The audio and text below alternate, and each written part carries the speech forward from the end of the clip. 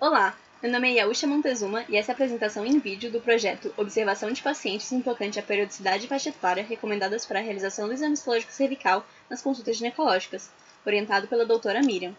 Começando com uma breve introdução, devemos nos lembrar que o câncer cervical é o quarto câncer mais incidente e o quarto mais letal nas mulheres no mundo, e o terceiro mais comum na mulher brasileira. Uma particularidade especial deste câncer é que ele possui exames de rastreamento, como o exame histológico cervical, que é capaz de identificar lesões precursoras e, quando implementado a nível populacional, tem o potencial de gerar redução da incidência e da mortalidade dessa neoplasia. Com o intuito de prevenção primária e secundária, são formuladas diretrizes de rastreamento que devem ser efetivas como prevenção coletiva, evitar iatrogenias e promover adesão ao esquema.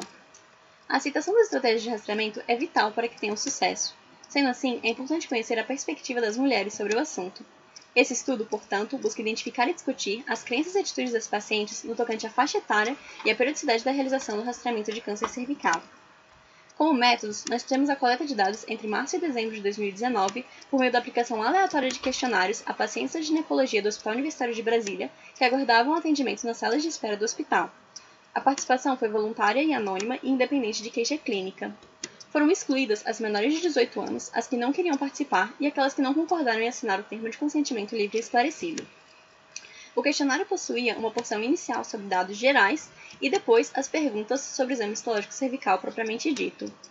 Os dados foram colhidos em caneta e papel, colocados em tabelas eletrônicas e checados por pelo menos 2 colaboradoras.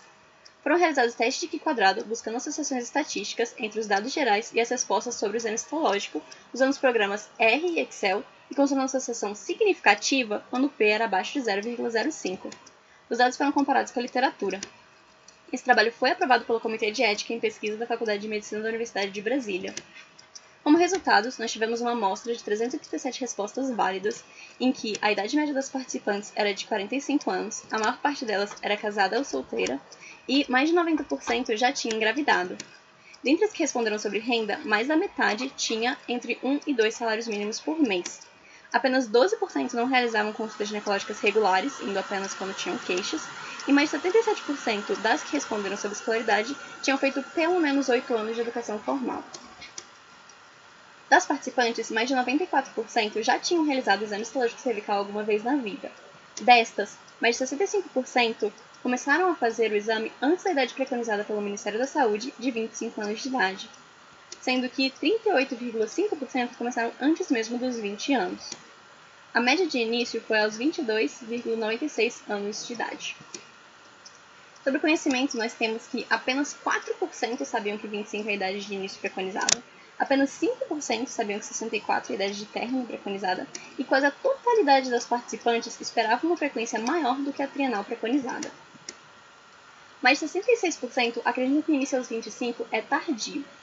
Existiu associação entre maior aceitação dessa recomendação entre viúvas e as mais velhas. Mais de 61% acredita que o término aos 64 é precoce.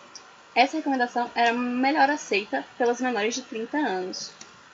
Mais de 88% acreditam que o intervalo trienal é muito longo, e essa foi a opinião predominante entre todos os grupos estudados. Sobre as opiniões, temos ainda que mais de 60% não gostariam de ter iniciado aos 25, mais de 67% não querem parar aos 64. Mais de 72% possuem a expectativa de que o exame citológico seja feito na consulta ginecológica, e quase a totalidade delas, com 94%, referiram receio de que surgissem problemas no intervalo de 3 em 3 anos.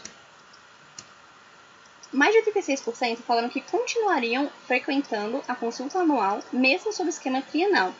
No entanto, é válido notar que 68% responderam que procurariam outro médico se submetidos ao esquema preconizado.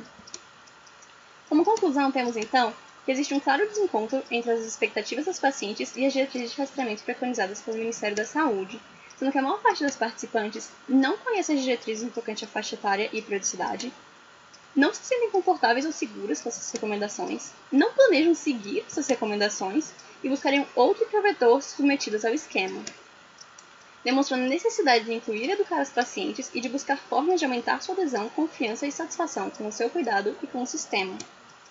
Esses dados são importantes de se manter em mente durante a prática clínica. Muito obrigada!